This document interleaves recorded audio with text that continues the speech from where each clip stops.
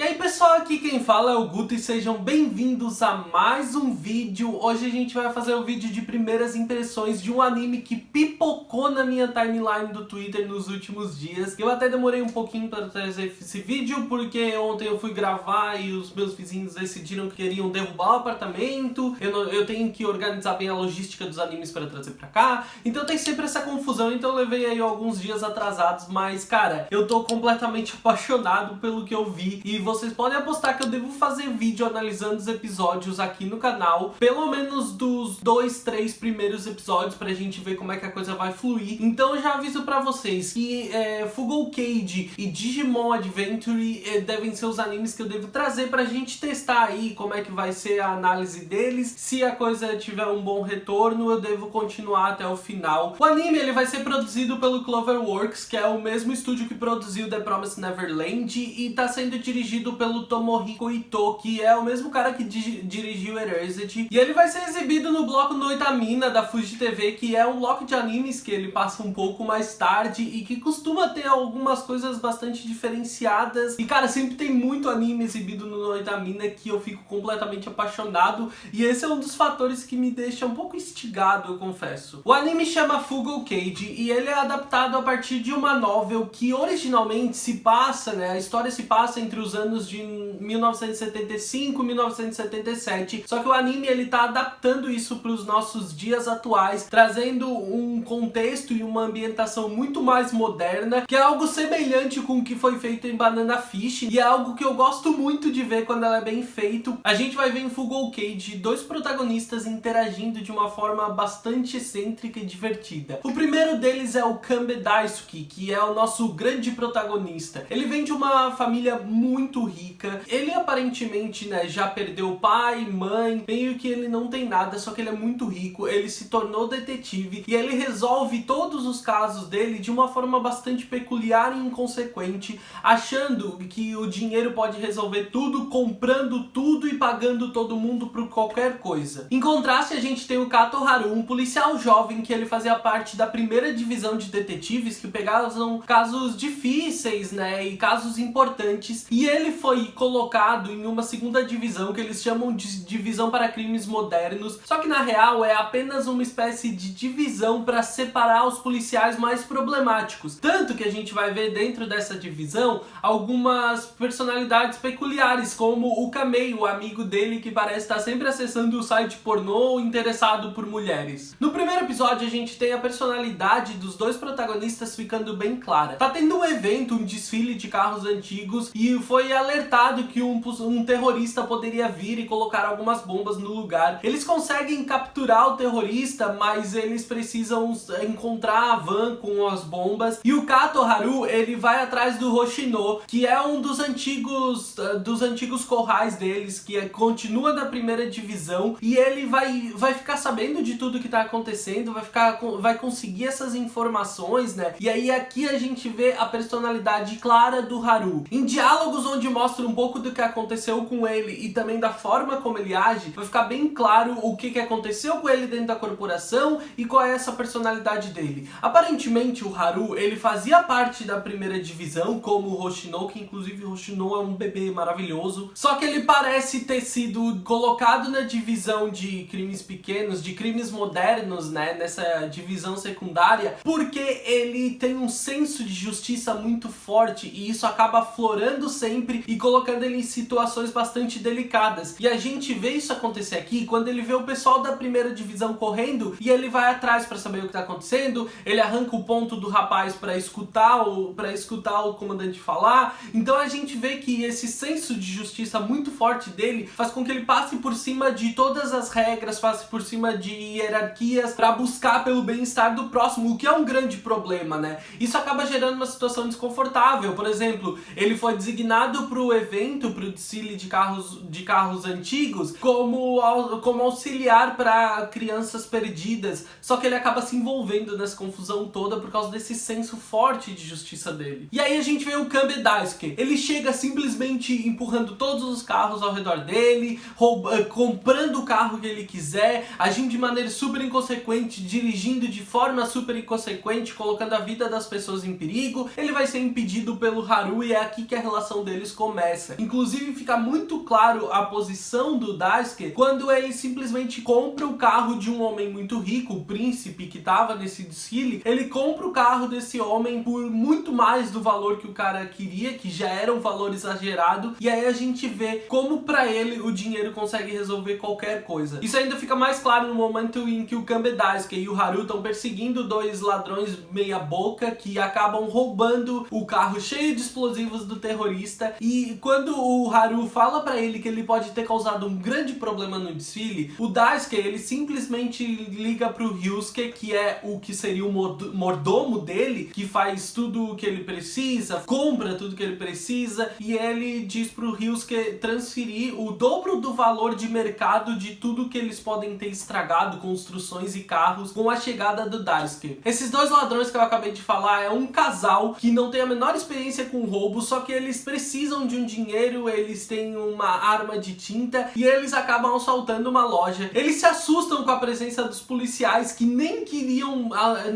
render eles só queriam ir pegar o tal do carro que tem os explosivos, e no meio dessa confusão os dois ladrões acabam fugindo com esse carro e eles começam a ser perseguidos pela polícia. Inclusive eles ainda se assustam quando eles veem a magnitude da coisa, porque tipo, tem muitos carros e tem até helicóptero atrás deles. O Daisuke e o Haru perseguem eles sozinhos e eles vão levar os dois em direção a uma ponte elevadiça, porque o Daisuke tem a ideia de jogar os explosivos no rio para que ele não cause grandes estragos, porque eles não vão chegar a tempo de desarmar os explosivos. Nessa confusão toda a gente vê que o Daisuke ele tá disposto a jogar no rio os dois ladrões junto dos explosivos, enquanto o Haru ele age de forma diferente, salvando a menina que tava dirigindo, salvando os dois. E uma cena que fica muito claro pra gente de como vai ser a relação dos dois é quando o Haru ele cai do carro e fica pendurado na ponte elevadiça, e o Daisuke, ao invés de dar a mão pra ele e erguer ele fica olhando enquanto o rapaz cai, e a gente vê que os dois vão ter aí uma relação bastante conturbada. No dia seguinte, o Haru, ao chegar à divisão dele, ele descobre que eles têm um novo integrante ao grupo, e é o Kanbe Daisuke, e isso deixa ele completamente perplexo. Inclusive, no intervalo, ele vai atrás do Daisuke conversar com ele, né?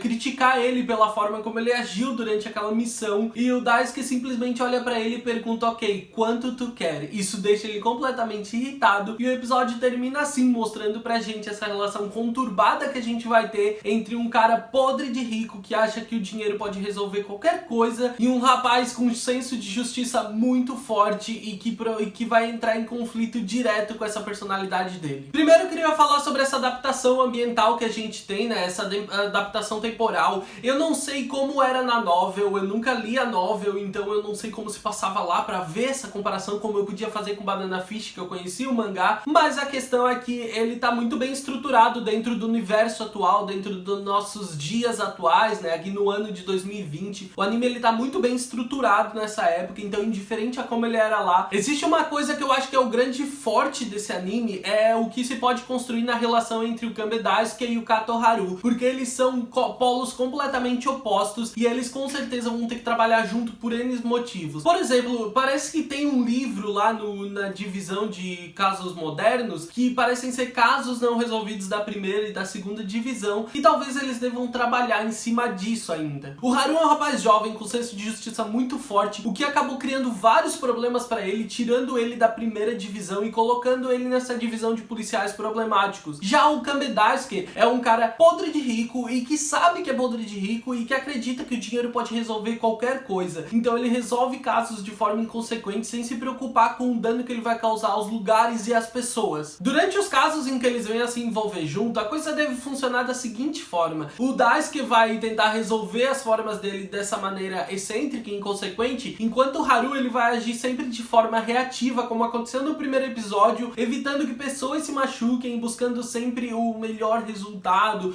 o resultado menos trágico pra tudo. Eu vi ainda em algum lugar uma comparação interessante que comparava o Kanbe Daisuke e o Haru como Tony Stark e Capitão América, né? Porque o Haru ele é meio que o coxinha com senso de justiça, que tá sempre preocupado com o bem-estar das pessoas e da nação, e o Kanbe Daisuke ele é o cara inconsequente que vai fazer qualquer coisa com o dinheiro dele e conseguir tudo que ele precisar dessa forma. O anime ele vai trazendo essa personalidade do Daisuke em pequenos momentos momentos pra gente e mostrando como ele realmente resolve tudo com dinheiro. Uma das cenas que eu acho mais interessantes e impactantes, que constroem bem essa personalidade dele, é quando ele simplesmente tira o cara de dentro do carro, compra o carro dele e ele paga muito mais do dobro do valor que o cara tinha pedido, que era muito mais do valor de mercado. Só que pra dar um poder, parece que pra dar uma força a essa cena, eles fazem o Kambedaiske assinando a transferência, o que é muito legal. Essa cena ela ajuda a mostrar o quanto o nome e o dinheiro dele conseguem poder pra essa pessoa. E é inegável que dinheiro é poder, gente. A gente não pode negar isso. E eles constroem isso de uma forma muito interessante. Tudo isso unido a uma personalidade de um detetive clássico, sabe? Com uma pegada meio Sherlock Holmes. O próprio charuto, um charuto clássico, né? Não um cigarrinho. Sempre bem vestido, sempre em um carro luxuoso.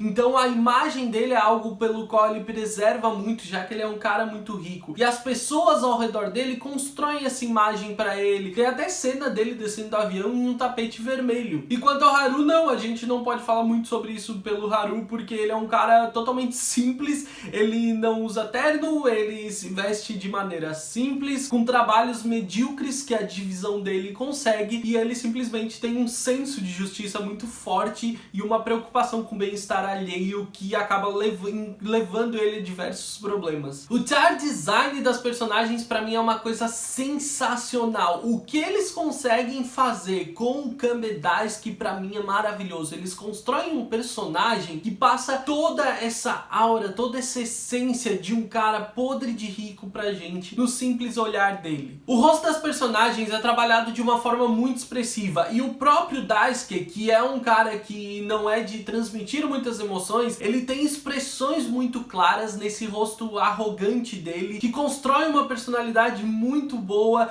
que funciona muito bem com todo o ambiente onde ele foi criado e todo o estilo de vida que ele leva. Já o Haru, ele é muito mais expressivo, né? Muito mais agitado, ele tem expressões mais fortes e isso fica muito claro o tempo todo também. Tem uma animação bastante consistente, bem fluida. A trilha sonora, ela é um dos espetáculos desse anime. É uma trilha sonora que combina com a ideia de filmes de detetive de época. A gente tem sempre essa pegada meio 007 sendo colocada dentro da trilha sonora, que combina muito bem com a personalidade e a essência do Kambedaiske, e é uma coisa muito bonita, transforma todo o episódio em um espetáculo, em um show, em um filme clássico de detetive. O ator Yusuke Onuki, ele tá estreando como voice actor, né, como seiyuu, e ele é o responsável por dar voz ao Kambedaiske, e ele fez um trabalho sensacional. Eu tô maravilhado com o trabalho que ele consegue fazer e como ele consegue transmitir a essência da personagem. Por ele ser um estreante, beleza, ele já é ator, mas por ele ser estreante como ator de voz, é uma coisa que eu prezo muito e que eu achei que ficou muito bom. Casou com o personagem de uma forma muito boa, e ele é acompanhado pelo Mamoru Miyano, que é o responsável por dar voz ao Haru, e os dois juntos acabam fazendo um trabalho muito bom na construção dos protagonistas. Espero que o anime mantenha o ritmo como ele teve nesse primeiro episódio e que mantenha aí o certo mistério, esse ar misterioso que eles conseguiram deixar na atmosfera da coisa sobre o Kambedaiske, né? Porque eles falam um pouco pra gente sobre tudo,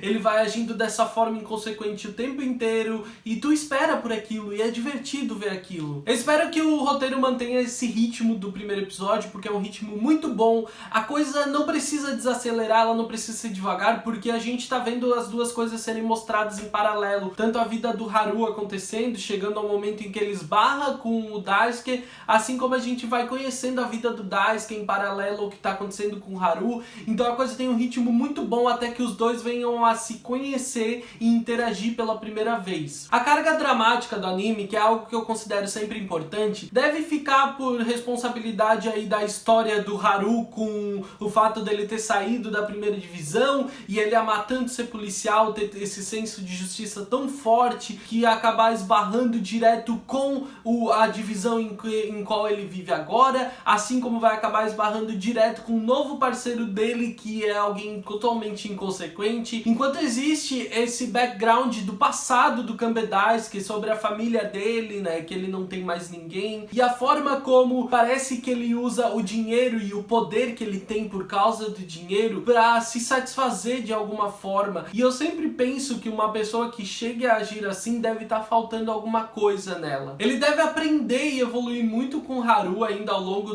dessa construção do relacionamento deles, enquanto o Haru também deve aprender muito com o Kanbe Daisuke. Deve ser uma troca de aprendizados assim muito interessante durante todo o anime, onde o Kanbe Daisuke vai aprender com o Haru a se preocupar mais com o próximo e a ter um senso de justiça um pouco mais forte para se tornar um policial realmente adequado, né? Um detetive que preze pelo bem-estar do outro e acabe usando todo o dinheiro dele de uma forma mais coerente, mais sensata, enquanto a gente deve ver o Haru aprendendo a ser um pouco inconsequente, despreocupado às vezes, porque ele precisa agir dessa forma às vezes para conseguir solucionar alguns dos problemas. O alívio cômico deve ser construído com base nesse contraste entre a personalidade dos dois, que vai dar muitas interações e muitas oportunidades para isso. Nesse primeiro episódio, o que ajudou muito a desenvolver esse alívio cômico foi o próprio Kamei, que é um dos colegas do Haru, né, que ele é super divertido e só pensa em mulher, aparentemente, é esse tipo de personagem, enquanto a gente tem também o casal de dois ladrões completamente atrapalhados que acabam gerando todo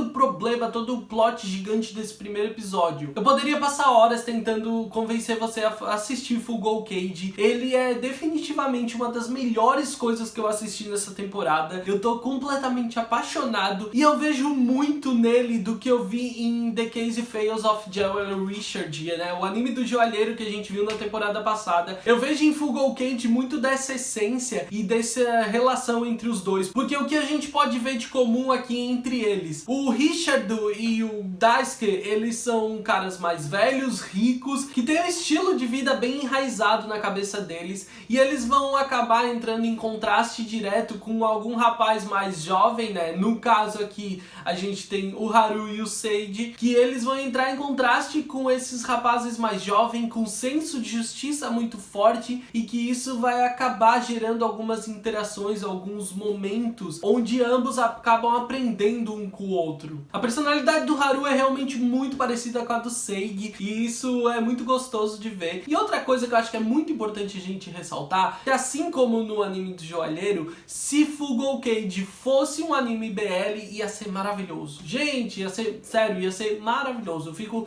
pensando nisso, eu fico feliz que já pipocou um monte de fanart na minha timeline, mas eu confesso que eu não vi nenhuma fanart de ship entre eles. Então se você tem, já me manda lá no Twitter que eu quero ver. Mas eu tô muito feliz com o que eu vi, esse é definitivamente o meu anime masterpiece da temporada. Eu tô muito animado com a forma como eles vêm a desenvolver isso, mas eu tô completamente apaixonado pelo anime, pelos que eles estão desenvolvendo aqui, pelos personagens, tanto pelo Haru quanto pelo Daisuke. Eu tô perdidamente apaixonado por eles e tô muito empolgado pros próximos episódios. Se você já assistiu Full Go Cage, deixa aqui nos comentários o que você achou do primeiro episódio, quais as suas expectativas pros episódios que estão vindo aí. Eu tô, como eu já falei, muito animado, com expectativas lá em cima, então deixa aqui nos comentários a sua opinião, que eu quero que a gente possa continuar discutindo. E me diz também se vocês querem que eu traga mais sobre o anime, se vocês querem que eu traga análise dos episódios nas próximas semanas. Eu tô pensando muito sobre isso, mas a opinião de vocês é muito importante. Deixa o like se gostou do vídeo, porque é muito importante, ajuda muito o meu canal a crescer. Se é novo por aqui, se inscreve no canal para não perder os próximos vídeos.